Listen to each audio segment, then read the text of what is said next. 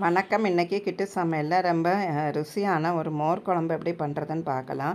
இதுக்கு ஒரு சின்ன கிண்ணத்தில் ஒரு ஸ்பூன் தனியா, ஒரு ஸ்பூன் ஜீரகம், ஒரு ஸ்பூன் அரிசி, அப்புறம் ஒரு ஸ்பூன் கடலைப்பருப்பு இல்லாட்டி துவரம் பருப்பு, இது ஏதாவது ஒன்று எடுத்துக்கலாம்.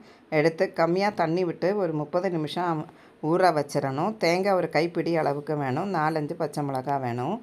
30 நிமிஷத்துக்கு அப்புறம் இந்த தனியாவை நல்லா அரைச்சி எடுத்துடணும். அது கூட ஒரு கைப்பிடி அளவுக்கு தேங்காயும் போட்டு பச்சை மிளகாவும் போட்டு நல்லா நைஸாக அரைச்சி எடுத்து வச்சிடணும். கடாயில் கடுகு, கறிவேப்பிலை, காஞ்ச மிளகா தாளித்து இந்த அரைப்பும் சேர்த்து ஒரு கப் அளவுக்கு நல்லா புளிச்ச தயிராக இருந்தால் நல்லாயிருக்கும், இல்லை சாதா தயிர்னாலும் போதும்.